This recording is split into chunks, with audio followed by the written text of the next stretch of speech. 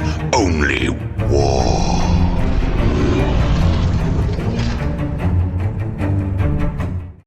What is up, gents? Top 40k player in the world with a Recon Marine Keevil, bringing the 40k Dirtbags to you. If you guys are new to the channel, appreciate you clicking on the video. You guys are interested in how the Orks are doing in the current meta at the end of 10th edition. Who the hell knows? John actually put it great, where the edition's about to end in 45 minutes, so all these rules don't matter. So we're doing our last GT, one of the last GTs of the year. We have ACO coming up, and then LSO. LSO I think is going to be 11th edition, but ACO will be our last tournament of 10th edition, which we will finish off with Orks. I've been loving Orks the last couple months. Started it this year. Was #1 Ork player in the United States, which is pretty cool. Who the hell knows what 11th edition is going to bring? But we're going to be getting into each game, 5 games. We went 5-0 with our Kult of Speed list. I'll go over what the list is. I'll leave that in the description below. And then we'll go over each game one by one, what we did good, what we could have done better. Using these skills in 11th edition is going to be clutch. So getting that professional coach in your corner is definitely key going into 11th edition. That's what Dirtbag Nation is all about. If you guys are interested in getting that professional coach, I was #1 Grey Knight player in the world 3 years ago, #1 Chaos Space Marine player in the world 2 years ago, #1 Death Guard player in the world last year, and then this year we're already #1 Ork player in the United States. So we know the core rules, and that's all we teach with just like the tactics, how to learn your army the best possible way, and then learn the core rules and get better at 40k, and 11th edition is definitely a perfect time to do that. So head over to Patreon, get your coach, and then support us over there. And if you guys are interested in the merch, it was really cool. We saw the merch shirts at the GT. That was one of the coolest experiences ever, where you get to see your own merch live at the RTT and GTs from people that you've never met before. Really cool. Really shout out to our first opponent who actually had one of the shirts on when we played them. So also we have a lot of other shirts that we are updating constantly. We just got the last 3 at the bottom here. Working on the Emperor himself. So if you like any of these logos, head down in the description below. But yeah, this video, guys, depending on which video you guys are watching, we're going to be going over everything. So guys, leave in the comments below what you like, didn't like, and how we can improve on the channel. And especially going to 11th edition, a lot of videos, especially tactical videos, are going to be coming up. But guys, appreciate it. Let's get into the quick sponsor, and then we'll get into the video. All right, guys, thanks for clicking on the video. If you guys want to support the channel, stay tuned towards the end of the video where we'll go over all of this stuff, as well as any links in the description below for laser lines, shirts, and gear is in all the description. So stay tuned towards the end and enjoy the video. All right, so cheers. Game 3 versus Nolan. Fuck, this game is nuts. Okay. So we are playing Linchpin standard. He's got big old monster Avatar of Cain leading it off. One of the guys that if he shoots you, you get +1 AP. The character go to the Dire Avengers. 3 fucking Wraith dudes. Big ass Wraith walkers. They're like T10 or 11, 2-up save. Crazy melee, good gun. This gun is made for defilers. Like, this list is made to kill defilers.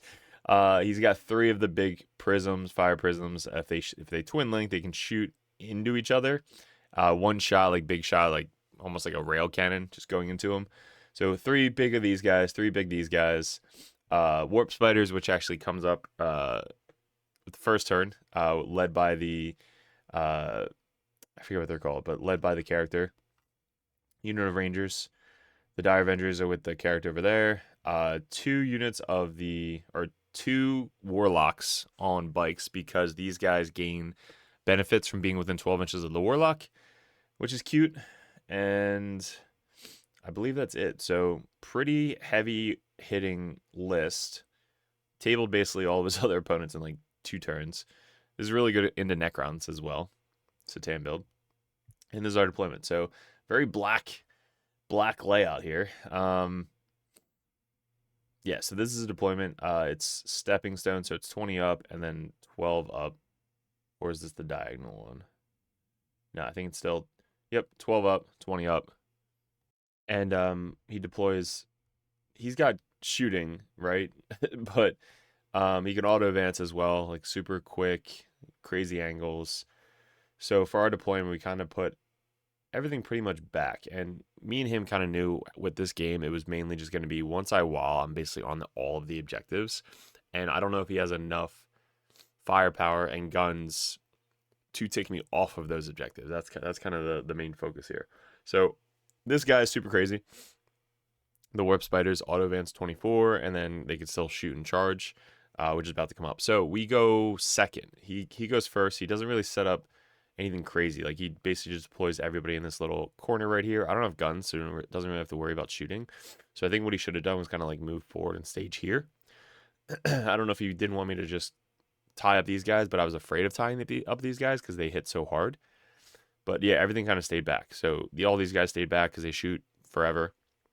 Nobody really got up to this point. Nobody got to the center. Oh, sorry, Warwalker got to the center.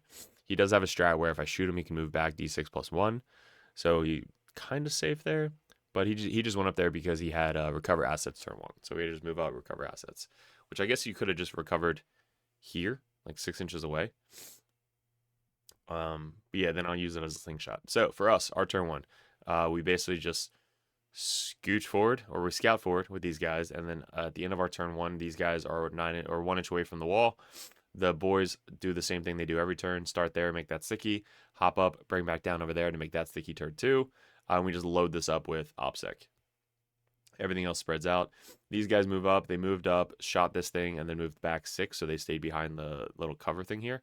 These guys moved up against over here, so that way they can try and threaten over here. Wazdaka came up here, shot the Warwalker, and that was it. So nothing crazy. We had no prisoners and extend battle line. So we got extend and no prisoners was the Warwalker in the center. So that was our turn 2. His turn 2, he basically slowly creeps up a little bit more.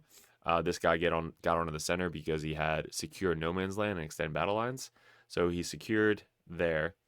And these guys went from back here all the way up to here and then shot and charged. So he knew that he had to kill my Gretchen because the Gretchen are just insane. If you guys haven't ran Zod with Gretchen, I would do it now before he gets nerfed.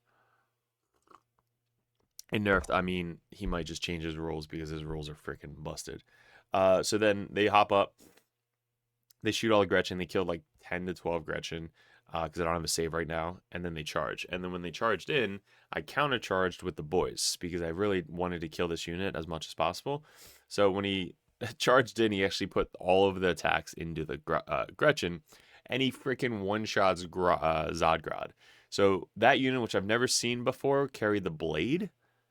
The Exarch or whatever the leader of that unit can get either double pistols, which is 2 more shots of flamers, which most people take, or 10 attacks with his fucking double blades. Like, holy shit. Never seen the blades before, which is awesome. So I probably would have been a little bit more fearful if I knew that he could just one-shot Zod with the unit, like, in one round. But the blades is what did it. So that, with obviously the character, they just one-shot Zod, and the Gretchen turned top of 2. Yeah, top of 2. Just yeet and just kill my entire epic unit, which is fucking hilarious. So good job, Nolan, by doing that.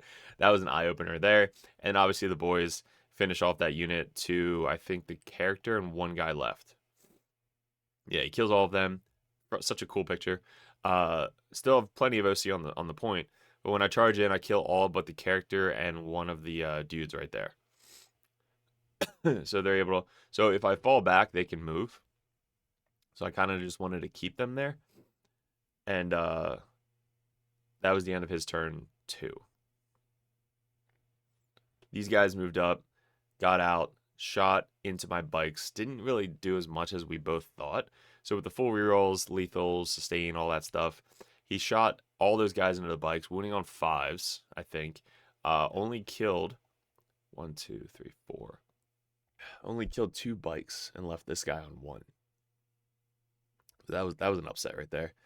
Waz is right in the open. So now I think it's turn time to Wah.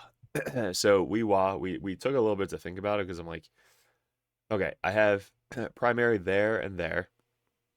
It's linchpin, so I'm holding my home and get 5 there. And now it's time to basically just take on everything I possibly can. And how do I get to this home field over here? the bikes. Okay, so this bike fucking consolidates 6, which I didn't think was going to come up a lot, but it actually did. So he auto advances 18. So he auto advances from there out to about here. And then when he charges in, he could charge into this guy and then consolidate 6 onto the objective. So that's all 2 obstacle on all these guys. So when they advance up, they shoot, they charge, and then when they can pile in and then they consolidate 6, they can put at least 3 or 4 guys on this objective because he only has 1, 2, 3, 4 obsec on the back objective, and all we need is 2 bikes to tie it or 3 to take it over. So this is what it looks like after a while. This guy doesn't want to die, or maybe he blew up.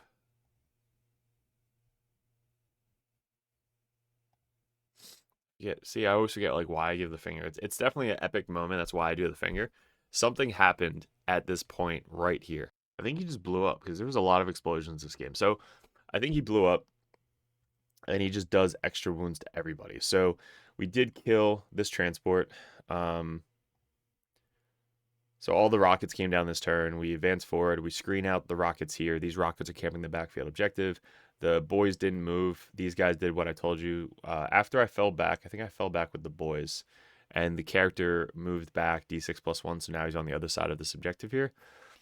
And then all the bikes advanced forward. And then they charged into this thing. So that way I can slingshot him to the point. So my goal this turn is to stop the primary. And just yeet everything into his army. So the 3-man bikes charge this thing. The 6-man bikes move up, charge, consolidate in, kill this thing finally. This guy's took some wounds because of the explosion. This guy took wounds from the explosion. These things took some wounds from the explosion. This thing took some wounds from the explosion. So it just was in the perfect spot to kill a lot of stuff. And then that was basically, this is what it looks like at the end of my turn. These guys came in outside 9 and actually made the charge into the tank back here. It wasn't really needed. It just happened. So these guys came in, blocked this tank. Everything else kind of tied up everything. Nothing's on this point right now, but I do have a reactive move. So if anything moves this way, I can just move onto the point right here. I have this point, I have that point, and I'm about to have this point after the consolidate. So this is what it looks like after the consolidate. So I put 2 on the back objective here to tie it. His sweeps kill a bunch of guys, so I have kills 2 bikes, 2.5 bikes. We did kill these guys with bolters from the flamer and the bikes. All these guys just shot backwards into these guys.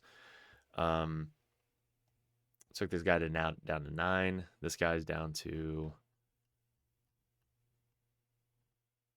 maybe 9. I don't know. And then that's about it. Waz is staying protected. Like Waz, a lot of people kind of throw forward because they think he's invincible, but he's not. Like he can literally get one-shotted by almost anything. So what we learned was Waz just kind of shoots back as a shooting platform for the first like turn or 2, and then turn if you need him to go into while he's going into something like on the outskirts of the battle, killing something and then consolidating back. Like if I would have like picked him up and brought him down there, or if he started over here, I probably could have killed these guys and then just kind of consolidated back this way. That would have been a good spot. But him back here behind the entire army is fine. Like he doesn't need to go in for the wall. It's cool if you need to, but right now he's good. Like everything else is doing their job. So after this turn, he tries to fight his way through. Avatar moves up, charges the bikes. The bikes have a 4-up invuln save. Avatar kills 2 bikes? 2 Coptas? Yeah, Avatar charges in, 4-up invuln save. He kills 2 Coptas. Which is just... He's like, fuck. I was like, yeah, I'm sorry, that sucks. So he kills 2 Coptas, kills all this unit, and then I think he kills this guy in combat. This guy murders 2 of the bikes. I do reactive move onto the point, so that way I get this point as well for primary. These guys stay in combat, get shot. Over here, he moves this guy up. Trying to whittle these guys down, but he can't really kill enough of them. So at the end of the turn, Avatar blows up as well. But look at like the middle of this fight. So when Avatar blows up, he just fucking everything here is within 6. Now, funny thing about Avatar, he's only D3 mortals when he blows up, which is kind of dumb. Waz got into fray finally on turn 3 or 4. All he has left at this point, look at this shot. Blew up and just everything. That is insane. Look at that shot. Avatar is literally surrounded by Coptas, character, bikes, truck. Insane. So Avatar blows up, kills a bunch of them, kills my character as well. I think he died of shooting because he had assassinated. So end of the turn, he has 3 big tanks left, which we don't need to do anything to the tanks. 1 Warlock there, and 1 Wraith engine thingy there. So 9 wounds, Warlock, 3 big guns, and that's it. So at this point, I think we basically talk it out because he's like, yeah, there's like 1 Avatar charge that he only killed 2 Coptas. I was like, yeah, that's kind of bad. 4 bin won't save. Sometimes it goes off. End of the game, we finished up 93 to 26. So you could just see the primary. This list is just so good at stealing primary. So if you're not protecting it or screening it, it's going to happen. He had 3 points on turn 2, and then 0-0-0 for the rest of the game. 13 out of 40 for secondaries, because once we whittled down all the secondary units, all you left were the big tanks. And then for us, we had 8 turn 1, 15, 15, 13, 50 out of 50. And then for secondaries, we had 6, 6, 7, 9, and then 5. So display might, I guess I didn't give myself display might, so that should have been another 4. So we should have 97, 26. So that was my mistake. Fuck. So 97, 26. Going into the Eldar and final board state. This is basically what it looked like. We talked it out from here. Like, yeah, you can go move up, get that, and that. I was like, yeah, I'm probably gonna do this, and this. You both agree, and then good to go. So, yeah, fun game. Always good to get into Nolan. Nolan runs something different every single time, which is really cool.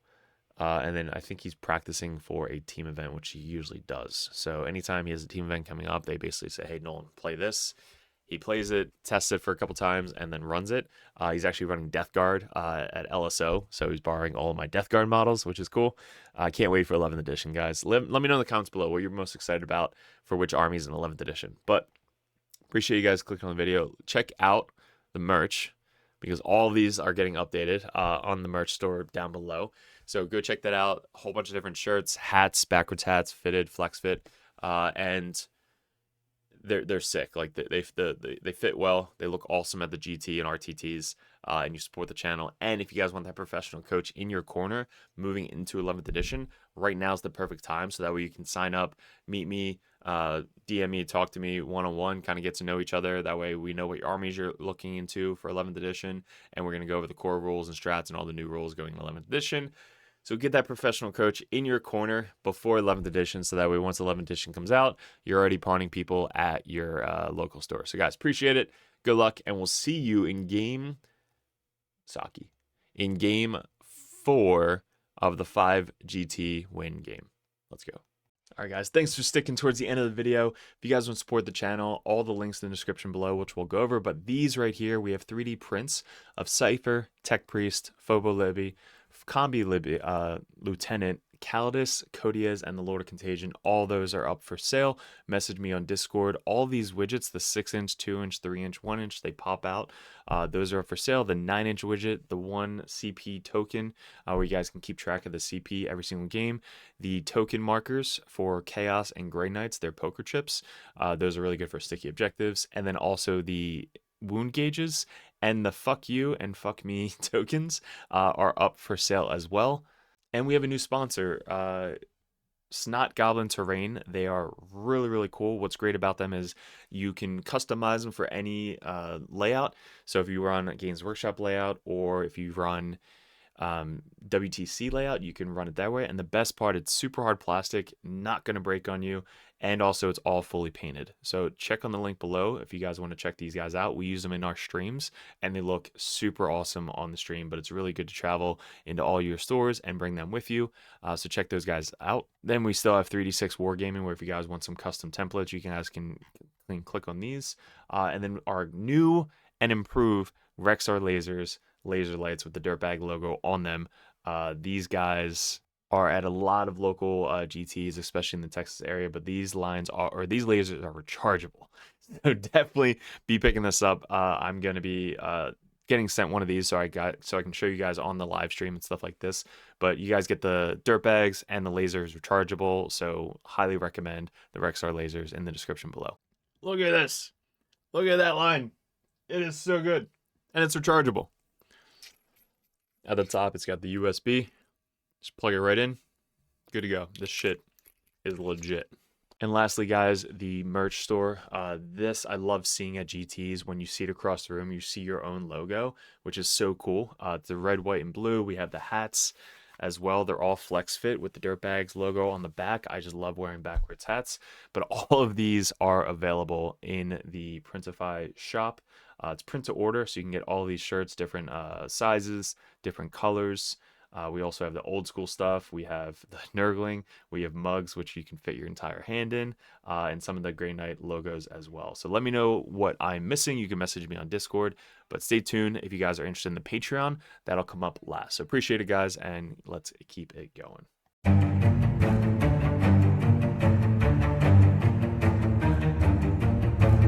What is up, gents? 40k Dirtbags here. If you guys are interested in joining the Dirtbag Nation over at patreon.com, you get a bunch of perks. What we did in 2024 was we really expanded. I had traveled a ton and I played my ass off in 40k. Right now, we're ranked #1 best player in the United States on ITC rankings. We were the #1 Chaos Space Marine player in the world this year in 2024. 2 years ago, we got ranked #1 Grey Knight player in the world, and this year we're probably going to go into Death Guard, hopefully when the new Codex comes out, or Emperor's Children. But you guys, if you guys want that head coach or that coach always in your corner, just to ask questions, bounce ideas off, that's what the competitive Dirtbag and the Dirtbag Nation is all about. If you guys want to support the channel, you head over to patreon.com. You can join the Just a Car tab, which is $5 a month. You guys get access to the Discord Patreon tab. You have to be a patron to get into that Discord, and also I'm always there. All the other coaches are there. Basically, it's just such a good community over on Discord that you guys get specific access to it that only Patreons can get. If you guys want to bump that up, the competitive Dirtbag tier, you guys get to message me or another Grandmaster or another Dirtbag coach over the Dirtbag Nation to add unlimited questions, list ideas, list reviews, and bounce ideas off of. That's what having a coach in your corner is all about. If you guys want to bump up to the Grandmaster tier, that tier you get every perk under the sun. So basically you get access to Discord, you get one-on-one coaching, you get a call once a month if you guys would like to go over any RTTs coming up, any GTs coming up, any list reviews live over Discord chat, and also a special perk that Grandmasters get if you guys want any video suggestions like we do all the time with these table setups that we just upgraded thanks to the Patreons. You guys get suggestions or battle reports you want to see specifically played live by a coach or myself on the next battle report, or a live battle report coming up on the Patreon. So you guys get obviously first access to all the videos. We post them first on patreon.com, but there's just a ton of benefits to having a professional coach that plays this game all the time at the very, very high competitive level in your corner at all times. And that's really what the Dirtbag Nation is all about, getting you guys better at 40K, the basics, and being good in your community. So if you guys want to support the channel, I really appreciate it. Couldn't have done it without you guys in 2024, 2025. I am super stoked for, super excited for. If we really want to get a bigger studio going, that is going to be my focus in 2025, is really growing the community on YouTube and Patreon specifically. So thank you so much for 2024, all my Patreons. If you guys are interested in joining and want that coach in your corner, head over to patreon.com and support the channel. Appreciate it.